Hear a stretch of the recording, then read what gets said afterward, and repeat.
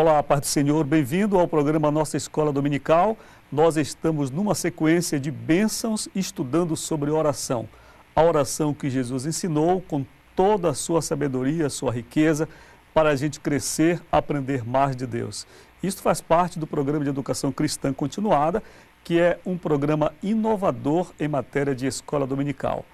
Conheça o programa de educação cristã continuada e participe na sua família, na sua igreja. Vai ser uma bênção de Deus a mais em sua vida. Chegamos à lição número 4, Pai Nosso. Comigo está aqui uma classe de escola dominical, sempre pontual nos nossos encontros. E hoje nós vamos ter aqui um momento de estudo, de troca de experiências sobre a vida de oração. Vamos lá, então, logo dizer qual o assunto de nossa aula. Pai Nosso. Texto áureo. Portanto, vós orareis assim, Pai Nosso. Mateus 6:9. Temos também a verdade prática. Orar dizendo Pai Nosso sugere que a oração é fraternal e não egoísta. Leitura bíblica. Vou pedir ao Lucas que faça, está em Salmo 133, versículo 1 ao 3. Pode ler, Lucas. Como é bom e agradável viverem unidos, irmãos. É como óleo precioso sobre a cabeça, ao qual desce para a barba de Arão, e desce para a gola de suas vestes. É como o orvalho do Hermon, que desce sobre os montes de Sião. Ali ordena o Senhor a sua bênção e a vida para sempre. Ótimo. Temos também um esboço de nossa lição, que é uma organização de toda a aula para você, professor, aluno, poder estudar de modo bem realmente dividida a sua lição e saber como lidar com a didática na classe de escola dominical. Esse esboço está dividido em 3 partes. O primeiro, Pai Nosso. O segundo, fraternidade dos filhos. E por último, o olhar do nosso Pai. Vamos ver os subtópicos. Pai Nosso. Consciência de corpo, consciência de igreja, Deus tem outros filhos. Fraternidade dos filhos. Primogênito entre irmãos, amor horizontal, ganhando irmãos. E o olhar do nosso Pai. Olhar coletivo, olhar de tolerância, olhar de resgate. Orareis assim, disse Jesus, Pai Nosso. E nestas primeiras palavras, nestas 2 palavras, nós vamos hoje ter a nossa aula. Com base nelas, vamos aprender muita coisa com Jesus aqui sobre isto. Pai Nosso, que é a primeira divisão que Jesus nos ensina, nos fala muita coisa. Vamos ver inicialmente essa questão da consciência de corpo.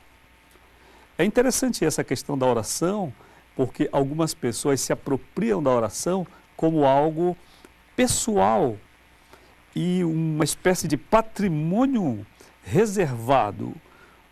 Alguns cristãos parecem esquecer a coletividade da fé e viver a vida com Deus de um modo muito individualista, já caminhando para o egocentrismo, para o individualismo mesmo e para um esquecimento do amor de Deus. Interessante, Jesus ensina que nós devemos orar Pai Nosso. E isto nos remete para esse primeiro tópico de nossa aula, que é a consciência do corpo.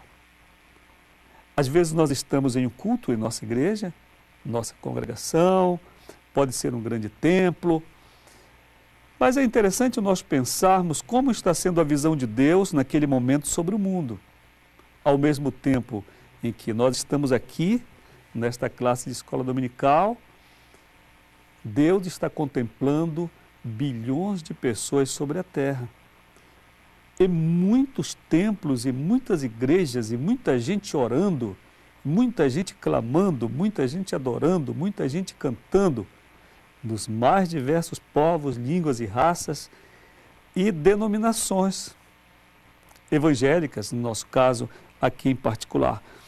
De modo que assim, me parece que nós só conseguimos também agradar a Deus plenamente se nós nos colocarmos diante dele com essa consciência de corpo.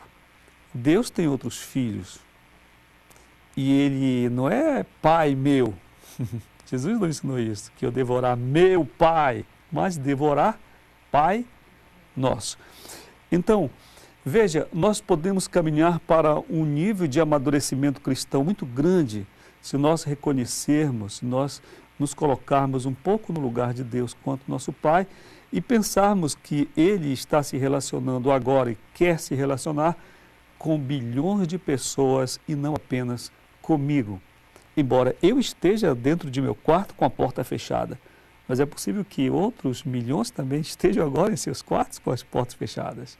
E eu preciso ter, de alguma forma, essa consciência. Temos um outro tópico deste ponto, que é a questão da consciência de igreja. Consciência de igreja. Dentro da religião cristã, prevalece também o sectarismo. Muitas vezes divisões de igrejas, subdivisões de igrejas, subdivisões de divisões de igrejas, vai fazendo com que alguns cristãos fiquem cada vez mais recônditos de seus próprios espaços de culto, não é? Às vezes até com níveis de inimizade, mas quando não, um nível de desprezo, quando não, no mínimo um nível de não me interessa isso. Eu estou aqui, Deus está comigo, a presença de Deus está aqui, a minha igreja é um lugar abençoado, e então, tudo bem, não me importa do lado de fora. É claro que a gente está buscando a Deus de um modo falho, porque nós estamos buscando a Deus de uma maneira tal que estamos ignorando a existência da igreja, que está dispersa.